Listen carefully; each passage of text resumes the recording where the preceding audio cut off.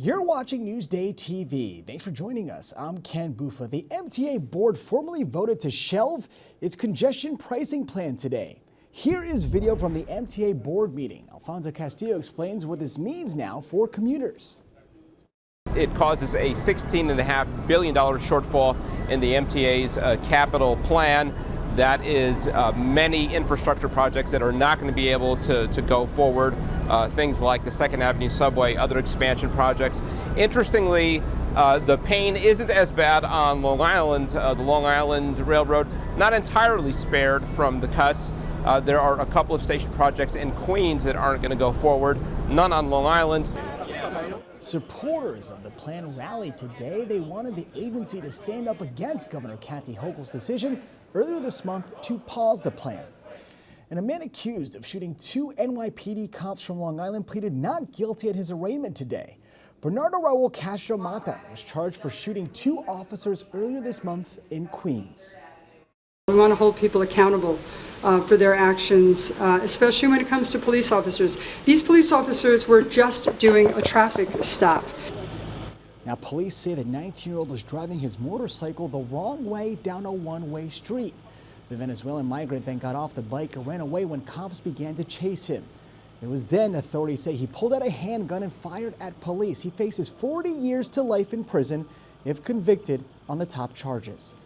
And a couple from Patchogue has been charged with trafficking $1 million in counterfeit goods. Suffolk authorities say they seized knockoffs of high-end pocketbooks and bags. Now, cops have not said yet how the couple got the merchandise. Jennifer Walters and Philip Gallo were released without bail. They're scheduled to return to court July 17th.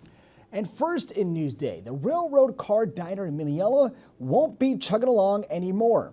Biscuits and Barbecue is set to close its doors on June 29th. It's been around for 12 years. Now, the retro restaurant appeared in season 2 of The Marvelous Miss Maisel. The owner says the building has been sold. And the Knicks pulled off a blockbuster trade. A league source confirmed to Newsday that the Nets are sending Mikal Bridges to the Knicks. Now, the Knicks also get Brooklyn's second-round pick next year in exchange for Bojan Bogdanovic and 4 future first-round picks, too. Now, Bridges is now reunited with Jalen Brunson, Josh Hart, and Dante DiVincenzo, who also played together at Villanova. This is an all-in move for the Knicks. They've been accumulating draft assets for years, kind of waiting for the right piece to use it on. A lot of people thought they would pursue some superstar. He's more of a role player, but a complementary piece that fits perfectly. An elite defender, a guy who can score 20 points a game, has scored 45 points a game a couple times in his career. I think the fit is what's important here. Is he just will sort of fill the holes and complement Jalen Brunson, Josh Hart, Dante DiVincenzo, Julius Randle. I think this is a team now that's built to contend right now for a title. Now, to read more about the Knicks, go to Newsday.com. Click Get More below the Newsday TV video box. A Suffolk County family with special needs just got a new home. Macy Eglin has a story you'll see only in Newsday.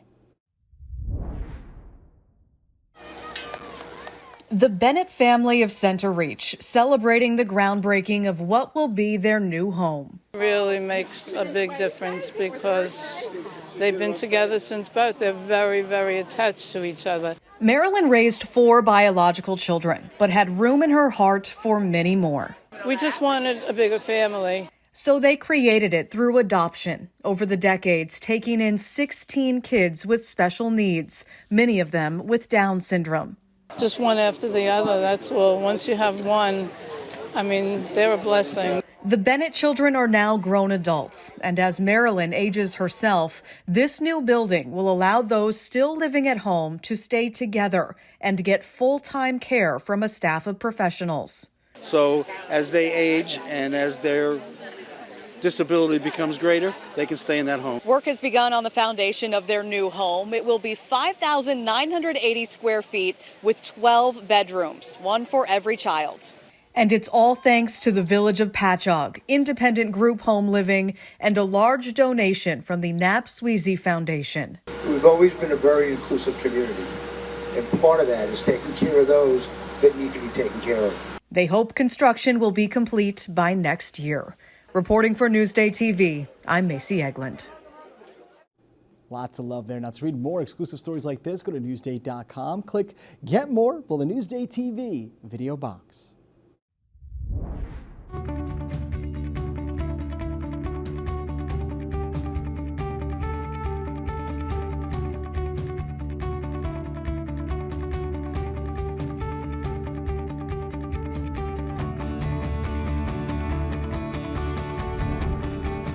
Now let's take a look at your Long Island weather. And I don't have the greatest news for you because there is rain on the way. Tonight you can see we do have some thunderstorms that we're going to deal with, but tomorrow, at least for most of the day, will be pretty dry. We have some showers waking us up in the morning, but then drying out throughout the day. And taking a look at your 7-day forecast, it's pretty good until we get to the weekend. And then we get more rain and thunderstorms. Hopefully that clears up. Long Island weather is brought to you by Fire Island Ferries. You're watching Newsday TV. I'm Ken Buffa. Thank you so much for joining us.